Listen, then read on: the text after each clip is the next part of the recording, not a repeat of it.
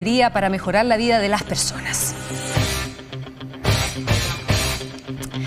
Y en solo 2 años la ley Papito Corazón ha permitido ordenar el pago de 2,5 billones de pesos a más de 282.000 familias, un equivalente, escuche bien, a 52 teletones. Este es un derecho de niños, niñas y adolescentes, pero una carga para miles de mujeres. Ya no está sola, activa el proceso, conoce más en pago de deudas de alimentos.cl. Un mensaje del Ministerio de la Mujer y la Equidad de Género. Está con nosotros en el estudio quien sin duda ha sido la protagonista de esta semana. Estamos hablando de la ministra vocera de Gobierno, Aysén Echeverri. ¿Cómo está? Muy buenos días. Muchas bien, gracias Titi, por estar con nosotros. Estuve escuchando el análisis que hicimos hace un ratito. Llegué un poquito más temprano, así que ahí alcancé a escuchar un poquitito de lo que estaban conversando. La vimos. Ha sido una semana tensa, peliaguda, decíamos, pero nos preguntábamos también cuánto le queda de vocera. Nos queda, yo creo que un mes más o menos, un poquitito más antes de que vuelva la ministra Vallejo ya en Oiga, forma. ¿y cómo ha sido la experiencia para usted?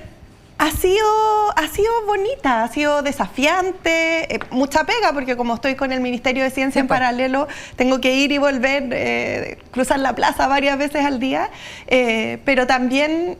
Bueno, yo siempre lo he dicho, yo he trabajado muchos años en el Estado, entonces el que me haya el presidente invitado a este rol es un tremendo privilegio. ¿Eso le sorprendió cuando la llamaron para ofrecerle ser vocera? Es que nunca me lo hubiese imaginado. Oiga, yo me acordaba que estuvimos acá en este estudio cuando recién creo que había debutado, o llevaba muy poco, sobre el tema de la Casa de Allende. Me acuerdo que fue una de las primeras entrevistas sobre el tema. Y yo me preguntaba también, bueno, ¿cuáles han sido los momentos más difíciles de la vocería? Es interesante esa pregunta porque a veces se cree que los momentos más complejos son aquellos que son vistos hacia afuera como momentos de crisis o estos casos judiciales, pero la verdad es que en esos casos la postura del gobierno es tan clara y precisa, la de colaborar con la justicia, que se esclarezcan los hechos, que las vocerías mismas no son complicadas. Yo diría que lo más desafiante es cuando toca hablar de temas respecto de los cuales uno no conoce demasiado. A mí me tocó asumir la vocería cuando estábamos en el punto cúlmine de la reforma de pensiones, por ejemplo. Yo venía de ciencia, por lo tanto conocía los titulares de la reforma de pensiones, pero no el detalle, y era un momento donde la construcción del acuerdo estaba en su momento más como, no sé si frágil, pero álgido, y por lo tanto el hacer vocerías que no intervinieran de manera equivocada en cualquiera parte de esa discusión y de esa negociación fue particularmente desafiante. Para que el pan no se quemara a la puerta del horno, como mucho se habló también en ese momento. Yo pensaba que probablemente uno de los momentos más difíciles de su vocería había sido el momento en que Belén Matei la manda a callar. ¿Cómo se enteró usted de esa declaración y cómo la recibió? Sí, yo no lo llamaría momento difícil, pero sí de como a veces a uno como que le cae la teja, ¿no? En buen chileno. Y uno siempre escucha hablar de la importancia de las formas en política, algo que a mí me ha preocupado siempre mucho, que la forma en política no es solo estética, sino que es un habilitante para la construcción de acuerdos, y lamentablemente a veces se pierden esas formas. A veces con intención, a veces por impulsividad, a veces porque a uno le sale nomás y también ocurre, pero cuando esas formas se pierden, el daño que se genera en la conversación política es grande también, y por lo tanto, quizás más que el episodio en específico y concreto, que bueno, ya pasó y bueno, es historia, ¿verdad? La reflexión en torno a cómo cuidamos las formas en política, sobre todo en un mundo donde la agresividad va en aumento, ¿verdad? Y lo vemos en las redes sociales, y lo vemos en el Congreso, y lo vemos en el plano internacional. Creo que me quedo con la reflexión de lo importante que es que todos quienes tenemos roles de vocería seamos particularmente cuidadosos y mostremos con el ejemplo cómo es posible tener un diálogo de ideas sin atacarnos unos a otros. El presidente habló de falta de respeto, él también salió a defenderla. ¿Usted hubiera esperado una disculpa de Belén Matei? ¿Cómo se enteró? ¿Alguien le mostró el video? Sí, durante el día creo que alguien me lo mandó. Yo en general no reviso mucho redes, más bien el equipo me va alertando de cosas. Y como le decía, yo creo que lo esencial es que el respeto, la forma y sobre todo el rol que tenemos todos quienes tenemos visibilidad o cargos políticos u otros, cómo ayudamos a que la agresividad disminuya en todos los ámbitos, es algo que tiene que estar presente. ¿Hubiera esperado una pedida de disculpa? No, yo creo que cada uno hace su propio análisis. Yo la verdad es que lo veo como un episodio, como agua que corrió bajo el río, ¿verdad? Y sí, y eso es algo que yo trato de hacer permanentemente en todos mis trabajos, el tratar de encontrar como aprendizaje respecto de los hechos. Pero no es tan fácil dar vuelta a la página, porque estuve leyendo una entrevista que le hicieron en The Clinic, donde usted dijo que a partir de este episodio, bueno, ha sentido episodios de violencia en la calle. Y por eso vuelvo al ¿Pero de qué se trata eso? Episodios que no vale la pena. ¿Pero cosas que le gritan? Sí, creo que no vale la pena profundizar en eso porque solo alienta, ¿verdad?, a que tengamos más agresividad en este espacio, que creo que es lo que precisamente tenemos que evitar. Yo insisto en el punto. Hoy día, si uno mira lo que está ocurriendo en la sociedad en general, lo vimos en los colegios la semana pasada con episodios terribles, lo vemos en las calles con la percepción de inseguridad. Tenemos todos un desafío, el gobierno con políticas públicas, pero la política tiene una responsabilidad en mantener un tono adecuado. Y no solo respecto de las reacciones que tenemos a las críticas o al debate, que fue lo que ocurrió esta semana, sino que también a las posturas que planteamos, porque he estado escuchando en la mañana, ¿verdad?, los comentarios que se hacían como si fuera focalizado a una de las candidatas, y la verdad es que desde esta vocería y desde el gobierno, cada vez que se ha llevado el tema de la agresividad, ya sea promoviendo las armas, como ocurrió hace algunos meses con los candidatos Kast y Kaiser, o en las formas en cómo nos comunicamos y cómo conversamos, nosotros hemos hecho el punto de, oye, ojo, aquí hay que tener cuidado y esto hay que abordarlo con mucha seriedad. Ahora, la respuesta de Evelyn Matei se marca dentro de un contexto que también Isabel Pla lo explicaba acá, yo no sé si lo alcanzó a escuchar ese minuto, donde dice, bueno, finalmente la respuesta de Matei se enmarca dentro de la respuesta también a muchas declaraciones, tanto de usted como de otros personeros de gobierno, sobre declaraciones, debates, que le atacaban directamente a ella. Y que finalmente da la sensación que ella dice, ya, se acabó. Y sale con esta frase que en la oposición incluso no se analiza como una frase tan feliz, pero básicamente que ella responde también a lo que se ha hecho desde La Moneda y desde su vocería. Y agradezco el punto para poder también poner en contexto, ¿verdad? Lo hemos dicho desde la vocería en reiteradas ocasiones. Nosotros tenemos un rol que es de informar. Y informar supone explicar por qué se toman las decisiones, supone complementar información que puede estar incompleta o corregir o desmentir cuando hay datos que son falsos. Pero también supone la defensa de ciertos principios. El gobierno no es inocuo respecto de los principios. Y cuando se trata de violencia, por ejemplo, las armas, cuando se trata de desconocer el rol de las vacunas, por ejemplo, que también nos ocurrió hace algún tiempo atrás y salimos muy fuerte, con decisión, ¿verdad?, a explicar por qué era importante, cuando se trata de, qué sé yo, retroceso en los derechos de las mujeres, o cuando se trata de derechos humanos, que fue, entiendo, lo que gatilló la reacción. Punta Peuco en particular, nosotros evidentemente planteamos una postura, pero es una postura que se basa en la evidencia, en los datos y también en la defensa de ciertos principios que nos parecen fundamentales en un contexto democrático. Y por eso creo que es importante separar lo que puede ser percibido como crítica respecto de las ideas a lo que es crítica o descalificaciones respecto de las personas. ¿Descarta un ataque sostenido a la candidata Matei desde La Moneda? Por supuesto, nosotros lo que hemos hecho desde La Moneda es informar, es explicar y es también manifestar cuál es la posición, que en muchos casos es contraria a la de algunos candidatos, o en varios casos, y manifestarla con claridad porque nos parece que son posiciones que son esenciales para el desarrollo democrático, el desarrollo de los países. Ahora, de todos modos, esto también ha generado, bueno, bastante controversia, ¿no? Las declaraciones de Evelyn Matei, bueno, también puede tener su efecto en las encuestas, pero básicamente también puso a Matei en una posición bien incómoda, ¿no?, respecto del cierre de Punta Peuco. ¿Cuál es la mirada que tienen ustedes frente a las declaraciones de Matei sobre precisamente transformar Punta Peuco en una cárcel, bueno, normal? Sí, bueno, efectivamente fue lo que dijimos ese día en la vocería. Ha pasado mucho tiempo desde la dictadura, hemos avanzado en materia de qué sé yo, el plan de búsqueda, hemos avanzado en reconocer y fortalecer el valor de los derechos humanos, y Punta Peuco representa aún un espacio de privilegio para personas que han sido condenadas por delitos de lesa humanidad. ¿Privilegio por qué? Privilegios porque tienen un espacio particular con un tipo de segregación y que funciona con reglas distintas en la asignación de los espacios, en el compartir con otros que respecto de otros penales. Y es por eso que ese penal toma una creó, decisión. discúlpeme, vocera, ese penal se creó precisamente bajo el gobierno de Eduardo Frei, justamente con esa finalidad. Y a propósito de la evolución que hemos tenido como sociedad en esta materia, a propósito de lo que estamos haciendo en materia de gestión carcelaria, el avanzar en eliminar esos privilegios, que es una decisión de principio, sumado a una decisión que es de gestión, que es entregar la gestión a Gendarmería y que esto se administre de acuerdo a criterios generales, es precisamente lo que el presidente anunció en su cuenta pública y que, insisto, como gobierno nos parece que es un paso consistente con lo que hemos planteado en materia de defensa de los derechos humanos y de promoción de la democracia. Y respecto de ese punto, por supuesto que pueden haber opiniones distintas. La candidata manifestó una posición diferente, de hecho señaló que en caso de llevarse adelante ella lo iba a revertir porque se trata de un decreto que puede revertir en caso de que ella sea presidenta.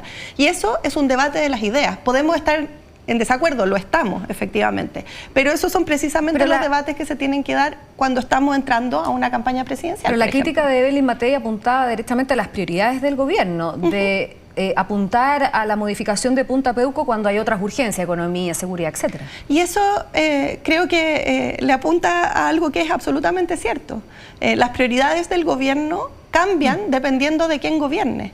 Y este es un gobierno que ha puesto prioridades en recuperar la estabilidad económica y trazar una ruta de crecimiento que ha dado resultados, que por supuesto no nos dejan conformes y queremos mucho más, pero hay una ruta que está dando resultados, lo mismo en materia de seguridad, lo mismo en materia de derechos sociales, bueno, usted lo decía en la entrada, ¿verdad? La ley de Papitos Corazón, lo que pasó con pensiones, con sueldo mínimo que esperamos se apruebe esta semana, pero además con materias que son propias y que son importantes para encontrarnos como país, como son los derechos humanos y el fortalecimiento de la democracia. Y no es irrelevante quién gobierna precisamente por eso, porque el tipo de cosas que se ponen como prioritarias varían dependiendo del color político de quien gobierna. Oiga, ministra, ya que menciona los resultados en seguridad, fíjese que los resultados de seguridad fue materia también de debate dentro de la primaria oficialista y particularmente la crítica y la nota 5 que le puso Janet Jara a Carolina Toá, y no Carolina Toá, sino que sí a Carolina Toá, pero del término de seguridad, ¿no? Le puso una nota 5. Ahora, eso gatilló la tensión también con las candidatas. Subió mucho el tono del debate. Y cuando usted habla de la reflexión también de cuidar las formas en política, ¿cómo lo ven desde La Moneda? Porque finalmente es una ex ministra la que termina poniendo una nota 5 en materia de seguridad al gobierno. Y que tiene que ver con el proceso que es natural en unas elecciones, ¿verdad? Los candidatos tienen que diferenciarse entre ellos, porque es lo que nos permite tomar una decisión informada. De nuevo, no es lo mismo votar por uno o por otro, por eso existen los debates, los programas, etcétera, y tienen que diferenciarse respecto del gobierno. Pero ¿por qué no le contestan a Jara como le contestan a Matei también? Porque se trata de materias que son diferentes. En el caso de lo que señaló Janet Jara, como gobierno lo hemos dicho muy claro, nosotros avanzamos muchísimo en materia de seguridad, con resultados como, qué sé yo, una reducción de un poco más de un 9% en los homicidios entre el 23 y el 24, a propósito de las armas, que es una de mis medidas favoritas, la destrucción de 67.000 armas durante este gobierno, en fin, con mayor efectividad de las policías, pero también hemos dicho que todavía queda mucho por hacer. No es suficiente. Entonces una nota 5, ¿cree usted? No es suficiente, hay que seguir avanzando. Y luego, el cómo se sigue avanzando, que es un debate de ideas, que no es un debate de las personas, ¿verdad? O de las características de las personas, es lo que los candidatos tienen que poner sobre la mesa para también entender dónde ven ellos los espacios de mejora y qué es lo que harían si es que fueran escogidos para gobernar el país. Pero es mezquina esa evaluación que hizo Janet Jara del desempeño de Carolina Toá. Después Carolina Toá, que le volvieron a preguntar por las notas, dijo, yo no voy a evaluar a quién fue, además mi compañera de gabinete. Si eso es lo que llama la atención. Y hace una crítica, ¿es desleal? No, yo diría, a mí no me corresponde evaluarlo, yo creo que es el proceso que ocurre cuando estamos con debates donde la diferenciación es necesaria y que a medida que avanzan esas discusiones también es importante comprender dónde están esos espacios. Lo mismo, y lo voy a llevar de vuelta a lo que dijo la candidata Matei respecto de Punta Peuco. es un ejercicio de diferenciación, es una forma de mostrarle a la ciudadanía, mire, yo haría las cosas distinto. Y eso significa a veces profundizar en políticas de gobierno y en otras ocasiones significa contradecir políticas de gobierno. Y cuando se es una coalición, como es la coalición que hoy día gobierna, que apunta a continuar en el poder hacia adelante, también es importante mostrar qué se pudo hacer, qué faltó por hacer, qué cosas se hubiesen hecho distintas, porque es parte del debate a la hora de escoger presidente. Uno entiende que es parte del debate, pero ¿no esperaría un poquito más de lealtad de los quienes son cartas del oficialismo? Es que, insisto, yo creo que la discusión que se da con los candidatos es una que tiene que entenderse en el contexto de una candidatura, y a nosotros como gobierno lo que nos compete es trazar las líneas en materia de principios y explicar dónde nos paramos respecto a los principios y explicar las acciones de gobierno. Y en ese sentido, yo respecto de la agenda de seguridad, puedo entregarle cifras que, bueno, son por todos conocidas. La posición del gobierno, que es decir, aquí se avanzó con herramientas que están dando resultados, pero donde también, y lo ha reconocido el presidente, el ministro de Seguridad, yo misma, queda camino por recorrer, porque necesitamos que ojalá esas cifras lleguen a cero en algún minuto y que la percepción de seguridad sea mucho mayor que la que tenemos, y por eso es importante seguir avanzando. Ya, ¿no hay cierta preocupación en La Moneda por el tono que está adquiriendo la primaria oficialista? El presidente Boric quiere una primaria unitaria y se está poniendo álgida esa primaria, está tensa. ¿Hay preocupación? ¿Hay un llamado a los candidatos a guardar quizás las formas en el lenguaje? La preocupación de La Moneda está en seguir avanzando en la hoja de ruta que trazó el presidente en su cuenta pública. Yo quiero profundizar respecto de las formas, porque una cosa es pelear respecto de las ideas y de las acciones, otra cosa son las descalificaciones, y ahí creo que es importante hacer una línea clara, y en esa línea clara creo que no hemos visto descalificaciones al interior del debate en las primarias, y eso es importante separarlo. Que haya debate de ideas y que ojalá sea álgido, y ojalá discutan muchísimo respecto de cómo y qué van a hacer y de qué consideran bien o mal, lo único que hace es fortalecer algo que sí hemos dicho desde el gobierno, que es la importancia del debate de las ideas frente a una candidatura presidencial, porque es la forma en cómo fortalecemos la democracia, que ha sido uno de los valores que hemos cuidado, protegido y fortalecido. No, yo me imagino además porque moviliza. Lo peor que le podría pasar finalmente al oficialismo es que la primaria no convocase y no movilizara gente también para participar el 29 de junio. Por lo mismo ustedes han hecho una campaña para precisamente llamar a la gente a votar. No al oficialismo, a la democracia. Las primarias son una herramienta de la democracia, donde los partidos pueden libremente pactar un acuerdo, ir a la primaria o no, que es lo que ocurrió en este caso, que es una decisión que toman los partidos de manera independiente, y que lo hemos dicho desde el principio, incluso antes de que se incurrieran los pactos, es una buena herramienta para tener un debate de ideas informado respecto de quién queremos que nos gobierne hacia adelante. Y por lo tanto, y a propósito de eso, la campaña que lanzamos esta semana, ¿verdad? La información, la capacidad de decidir, el habilitar un derecho que es valioso en democracia, es lo que al gobierno moviliza. Ya, y usted vota el yo 29. Voto. ¿Tiene candidato o candidata? Eso es una conversación entre yo y el voto el día, ahí en la urna, el día de la elección. Para cerrar el tema de la campaña presidencial y llevarla a otras materias también, ¿qué hay de esa acusación? Datos incluso que dice tener la oposición y Chile Vamos en particular, de que desde La Moneda hay cuentas, ¿no? Bots, como se llaman, para atacar a Evelyn Matei. A ver, lo descarto de nuevo, lo hemos hecho toda la semana. Dicen que tienen datos precisos de la IP incluso. Nosotros no tenemos ningún antecedente, no nos los han hecho llegar tampoco, no hay bots ni en CGGov, ni en SECOM, ni en La Moneda, menos para atacar a un candidato en particular. Las vocerías y los contenidos de las vocerías se hacen por canales oficiales, yo mismo doy esa opinión en muchas ocasiones, incluso metiéndonos en temas a veces peliagudos, como se dice, pero con lo que es la posición de gobierno, y que es abierta y es transparente y es fiscalizable, y por lo tanto lo desmiento absolutamente. Y funcionarios que a lo mejor en jornada laboral posteen cosas en X, en Instagram, cuestionen, critiquen, comenten.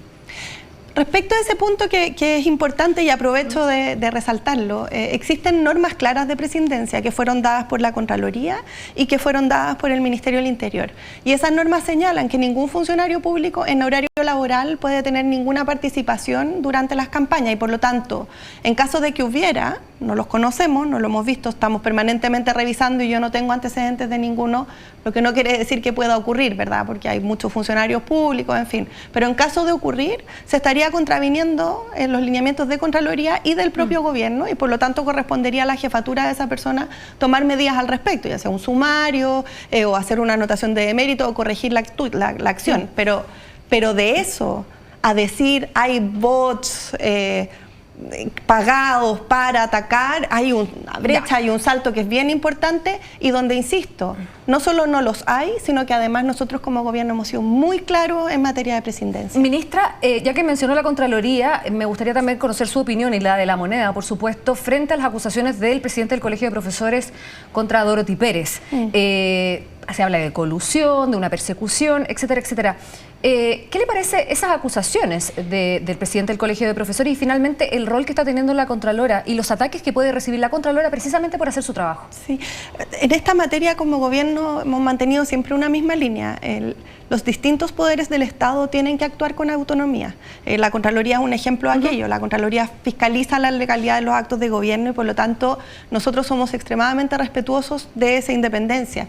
Y lo único que nos compete como Ejecutivo es asegurar de entregar toda la información que la Contraloría requiera, que lo hacemos en cada ocasión, tomar la información que nos entrega y definir acciones en torno a ello para corregir cosas que ocurran, pero si hay algo que es de la esencia del Estado de Derecho y de la democracia, a propósito de que estábamos hablando tanto de democracia antes, es la autonomía de los poderes y por lo tanto usted no va a escuchar del gobierno nunca ni una opinión, ni una crítica, ni un reclamo respecto de lo que hace un organismo autónomo como es la Contraloría. Esta semana, bueno, se conocieron algunos casos que golpean de una u otra manera también a la moneda. La cuñada del presidente con el caso de licencias, la sobrina del ministro del Interior con el caso de licencias. Bueno, ya sabíamos de algunos cercanos al presidente, amigos del presidente que también salieron de la administración pública. ¿Van a haber más casos? ¿Ustedes han hecho una revisión respecto de los cercanos o parientes de, sobre todo, del equipo más cercano del presidente Gabriel Boric? ¿Qué pasa con los sumarios también? A ver, nosotros tomamos una definición que es una y pareja para todos, independiente de la persona que sea. Y esa definición fue la de instruir sumarios, de que esos sumarios siguen adelante independiente de si hay o no renuncia y de que si hay infracciones que son respaldadas o descubiertas a propósito de esos sumarios, aplicar las sanciones. Y eso aplica respecto de cualquier persona, independiente de su vínculo, no vínculo, apellido, no apellido, rol de autoridad o no rol de autoridad. Esa es la regla pareja para absolutamente todos. Y respecto de si hay más casos que puedan salir, lo que se hizo fue una revisión respecto de las personas que aparecen en ese informe, todas, y respecto de todas se aplicaron estas medidas que determinó el gobierno. Y eso es lo que corresponde hacer en una situación como esa y es lo que esperaríamos que hicieran todos los poderes del gobierno que están también involucrados en ese informe. Aquí hay que pensar que esto afecta al poder ejecutivo, con personas que entraron en esta administración o en la administración anterior, también a los municipios, también al poder judicial, y lo que hemos visto es que las autoridades en esos distintos espacios están adoptando esta misma postura, ¿verdad? La de abordar los casos con la seriedad que se requiere y quiero profundizar un segundo en ese punto porque si bien es muy importante lo que haga el gobierno y la fiscalización de la Contraloría, también es importante el debate público que se da en torno a estas materias y el control social que se debiera activar, porque esto no es una pelea o una lucha contra los funcionarios públicos, sino que es contra aquellos funcionarios públicos que podrían haber abusado de un derecho laboral, que son las licencias, que recarga el trabajo de sus colegas y que por lo tanto como sociedad tenemos que sancionar también, no solo desde los sumarios, sino que también desde el control social. Bueno, y de hecho la ciudadanía lo percibe así, que es responsabilidad no de un gobierno de turno, sino que básicamente la responsabilidad de los funcionarios que hacen mal uso de un derecho como es la licencia médica, que además ha significado que muchos médicos también se estén absteniendo, ¿no?, de entregar esta documentación. Ministra, usted va a terminar el cargo de vocera y vuelve 100% a su Ministerio de Ciencia. Entiendo que la inteligencia artificial, que es un gran desafío, por supuesto, sobre todo en época de campañas y también para las políticas públicas, va a tener una alta relevancia en los municipios. A ver, cuéntenos un poquito de eso antes que que terminemos la entrevista. Así es, la inteligencia artificial ha sido, bueno, desde ciencia, pero también asociada a la política de procrecimiento y empleo del gobierno.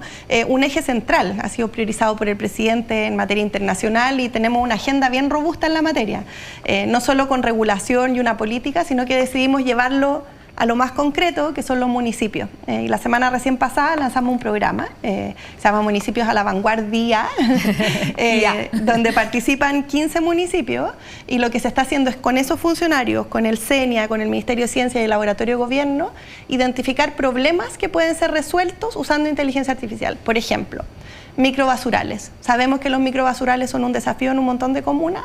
La inteligencia artificial, con los datos que tenemos, por ejemplo, satelitales, podrían ayudar a identificarlos más rápido. O las rutas de recoger la basura.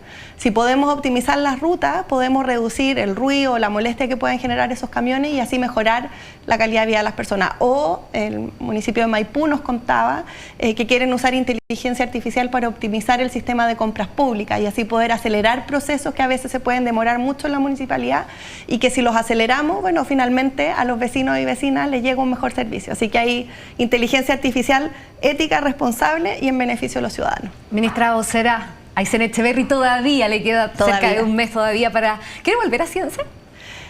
Sí, voy a echar de menos. ¿Va a echar de menos? Sí, tiene algo muy bonito el poder explicarlo del gobierno, pero vuelvo feliz a ciencia y muy orgullosa de un gobierno donde una mujer puede irse de pre y postnatal, donde todo el equipo apaña, como se dice en buen chileno, y donde puede salir todo el proceso adelante de buena manera. Ministra, muy amable. Muchas gracias por estar aquí en Mesa Central. Que le vaya